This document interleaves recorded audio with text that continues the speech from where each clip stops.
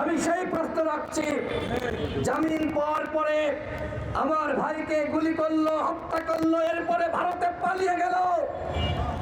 আজকে সীমান্ত অনিরাপদ, খুনিরা পালিয়ে যাচ্ছে। ভারতের আশ্রয় প্রশ্রয় না থাকলে ভাবে খুনিরা পালানোর সুযোগ পেত না। বিচারহীনতার সংস্কৃতি জিইয়ে রাখতে চাই। আওয়ামী লীগের সময় আমরা দেখেছি খুন হয়েছে, ক্রসফায়ার দিয়ে মানুষকে হত্যা করা হয়েছে, বিচার হয় নাই। আমরা বিশ্বাস করেছিলাম অন্তর্বর্তীকালীন সরকার দায়িত্ব গ্রহণের পরে বিচার শুরু হবে। কোকো ও শিয়া বাটারের ইউনিক কম্বিনেশনে তৈরি Natura expert care body lotion স্কিনের ড্যামেজ হিল করে, ত্বক রাখে সফট ও ময়শ্চারাইজ। লুকিয়ে আর কতদিন, বাই বাই ড্যামেজ স্কিন। এই সরকার পুরোপুরিভাবে ব্যর্থ হয়েছে। এই সরকারকে আর 10% সফল আর 90% ব্যর্থ বলার সুযোগ নাই। এখন বলতে হবে অন্তর্বর্তীকালীন সরকার শতভাগ ব্যর্থ হয়েছে। আমরা সরকারের কাছে প্রত্যাশা করেছিলাম বিচার, সংস্কার এবং কিন্তু সংস্কারের নামে জনগণের সাথে ডক্টর মোহাম্মদ ইউনূস ভাউতাবাজি করেছে। সংস্কারের নামে জনগণের সাথে ডক্টর মোহাম্মদ ইউনূস প্রতারণা করেছে। বিচার বিভাগের স্বাধীনতার কথা বলছেন, আসলেই কি বিচার বিভাগের সংস্কার হয়েছে? যদি সংস্কার হতো, এই ক্রিমিনাল কিভাবে জামিন পেল?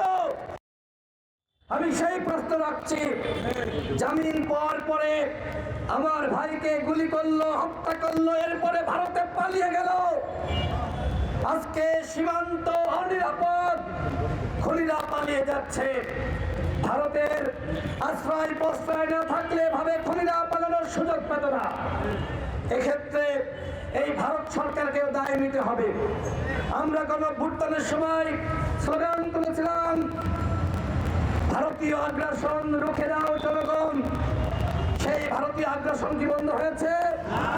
উসমান হাদিকে কেন গুলি করে হত্যা করা হলো, সেই প্রশ্ন কি আপনাদের মনে জাগে না? উসমান হাদি ভারতীয় আগ্রাসনের বিরুদ্ধে প্রতিবাদ করেছেন, আওয়ামী ফ্যাসিবাদের বিরুদ্ধে প্রতিবাদ করেছেন। এই দুই আগ্রাসন মিলে উসমান হাদিকে হত্যা করেছে। সেই আগ্রাসনের বিরুদ্ধে আমরা আজকে দাঁড়িয়েছি। যে জায়গায় দাঁড়িয়ে কথা বলছি, সেখানে গত 29 আগস্ট ডাকসুর সাবেক ভিপি নুরুল হক নূর সহ আমাদের নেতৃবৃন্দের উপর হামলা করা হয়।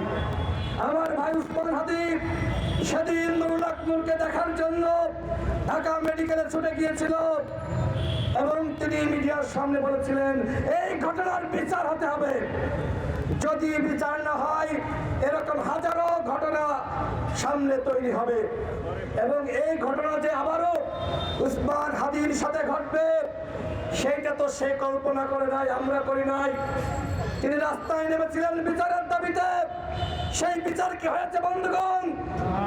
যদি বিচার হতো তাহলে উসমান হাদির সাথে এই ঘটনা ঘটত না। অন্তর্বর্তীকালীন সরকার সেই সময় প্রতিবাদ জানিয়েছে, বিচার করে নাই। আমার ভাই উসমান হাদি, তাকে হত্যা করা হয়েছে, এখনো প্রতিবাদ জানাচ্ছে, বিবৃতি দেয়, মিনিটে মিনিটে বিবৃতি দেয়, কিন্তু বিচার করে না। এই মেরুদণ্ডহীন মধ্যবাঙ্গা সরকার আমাদের আর দরকার নাই।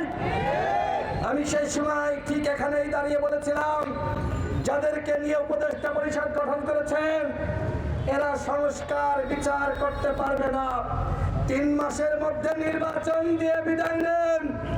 অনেকে আমার সমালোচনা করেছিলেন, এখন কি হচ্ছে? শেষ পর্যন্ত নির্বাচনই হচ্ছে, এর বাইরে কি কিছু হয়েছে? তাহলে কেন আমরা তাদেরকে 1.5 বছর সময় দিলাম?